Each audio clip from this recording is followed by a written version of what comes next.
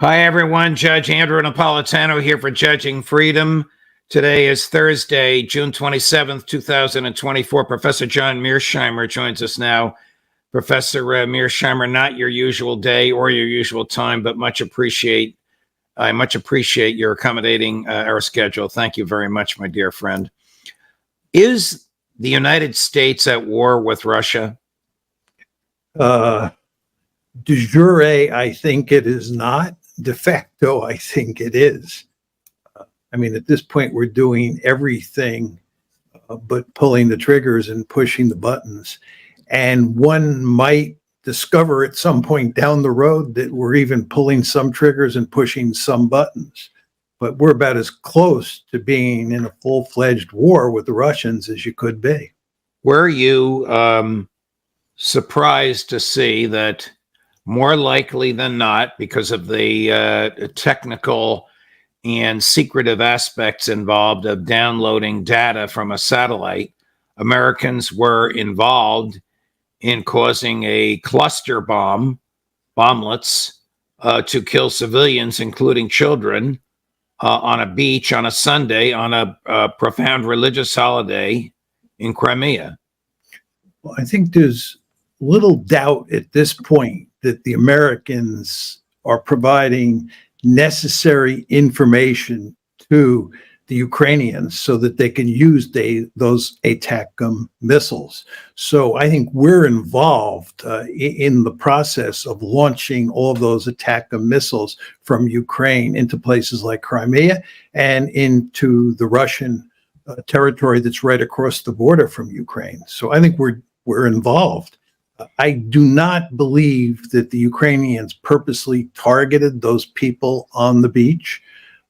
I think it was an accident that they were hit.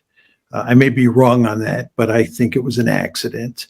I think the missile either went off course or it was hit by a Russian ground-based defensive missile, broke apart, and lots of the shrapnel or bomblets landed on the beach. But I think the Americans certainly bear some responsibility for this. Because here's how the Russians see it. Foreign Minister Lavrov, I'll have to read this because we don't have the tape. The U.S. is responsible for this massacre, and they will get an answer. All flight missions for American ATACMS missiles are programmed by American specialists based on their own U.S. satellite intelligence data. This is what you've just said, Professor. Therefore, the responsibility for the deliberate missile strike against the civilian population of Sevastopol lies primarily with Washington, which supplied this weapon to Ukraine, as well as the Kyiv regime from whose territory this strike was launched. Such actions will not go unanswered. Can we assume that this is President Putin's attitude as well? Of course. I think there's no doubt that virtually everyone in the Russian foreign policy elite believes what Lavrov just said. I think the interesting question at this point in time is simply what will the Russians do in response? I think they clearly have to do something. And the question is, will it be a minor response or a major response? Can you foresee President Putin demonstrating his usual patience, the sort of Sicilian theory that revenge is a dish best served cold, and not allowing the Americans to goad him into violent retaliation?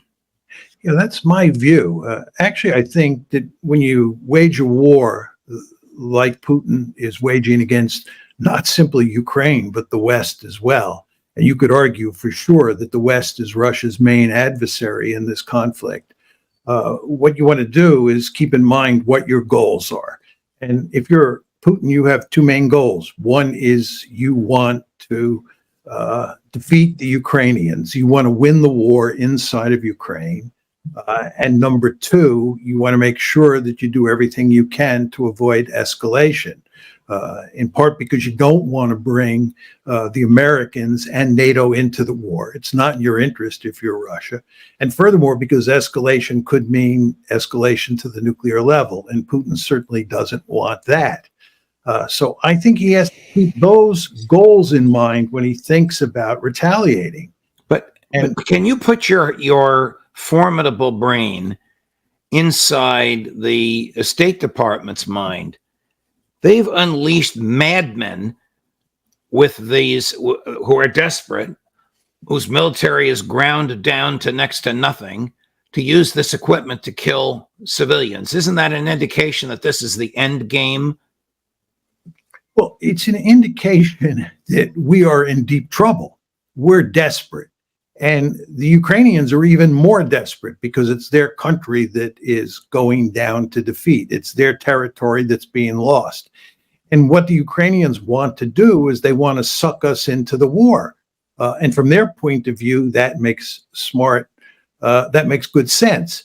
And of course, the Biden administration does not want that to happen. So the fact is that even though we have given ATACMS to the Ukrainians and we have given them permission to use them against the Russian homeland, we have put very strict limits on what they can do in terms of hitting the Russian homeland.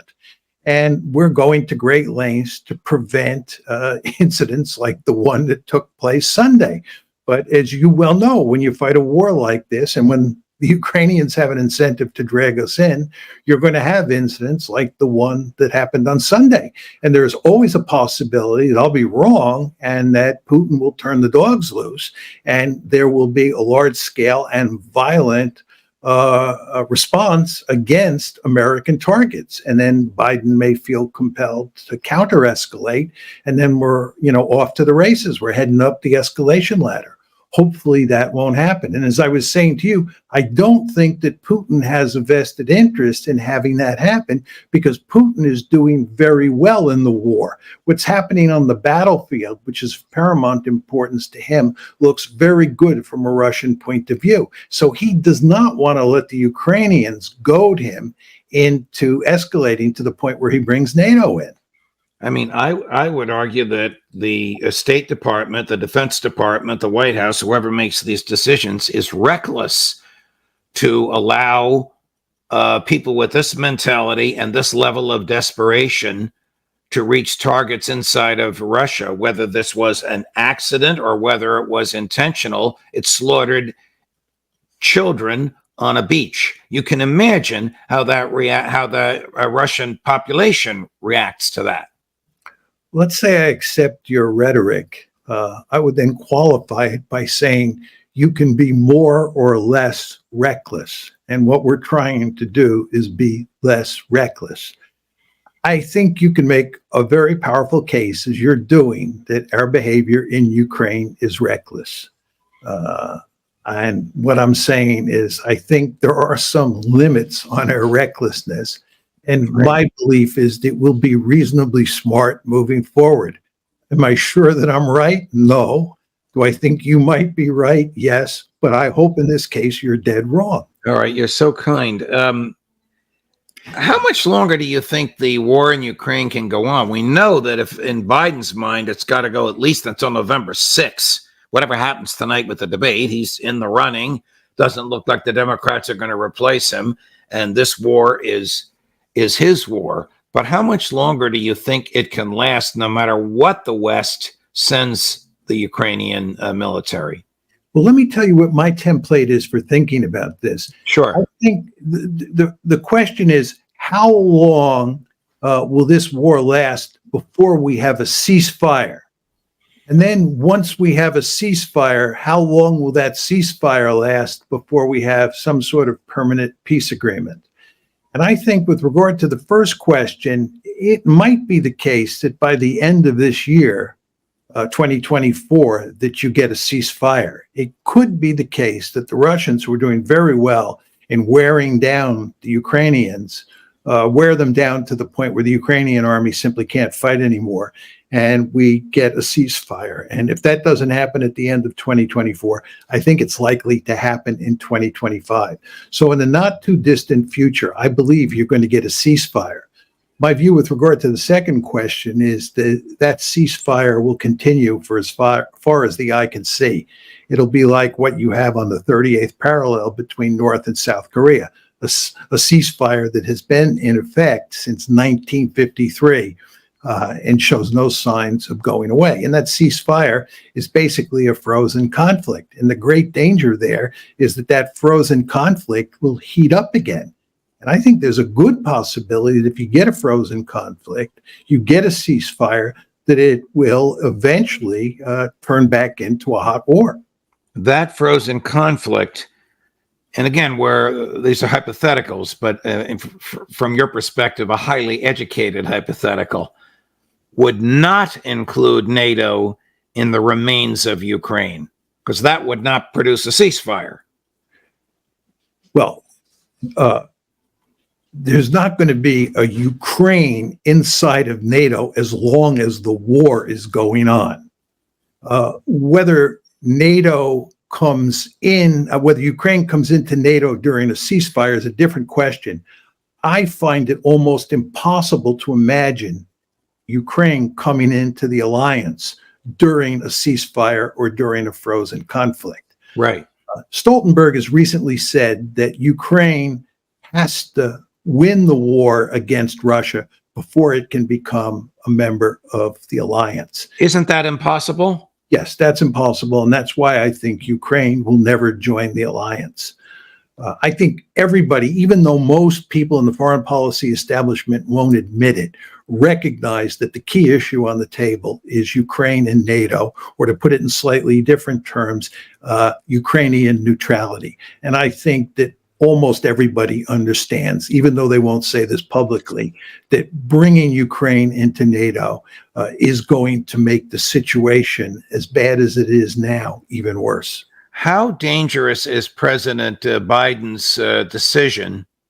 Well, he hasn't articulated this, and I don't know who has, but no one in the government is denying it. Maybe even General Ryder wouldn't answer a question about it. He's the John Kirby of the Defense Department. To allow American contractors on the ground in Ukraine. Now, these contractors are typically former military who work for military private American companies. They're not going to have American uniforms on, but they're going to have camouflage on them. They're going to be armed. They're fair targets for the Russians. How dangerous is that? I'd make 2 points. One is that it is a form of escalation. The United States is upping the ante, and this is something that should naturally worry all of us. Second point, and I think the more important point, is it all depends on how effective they are at shifting the balance of power in the war. If we put significant numbers of contractors in who begin to help the Ukrainians in a meaningful way on the battlefield, and the balance of power on the battlefield shifts against the Russians, I believe the Russians will escalate in a serious way. And Americans will die. Well, these Americans are going to die from the beginning. If you're putting contractors in there, they're fair game. I mean, I would be shocked if the Russians don't go after the contractors. Remember what the Russians said about putting French troops in Ukraine. They said very clearly that as soon as those French troops cross the border into Ukraine, they're fair targets. Right. And the Russians would be crazy not to go after those contractors. So the potential for escalation is real here. But again, my second point, which is I think the more important point, is a lot depends on just how effective the contractors are. This is the same point I make with regard to the ATACMS. The ATACMS, putting ATACMS in the hands of the Ukrainians is escalatory for sure.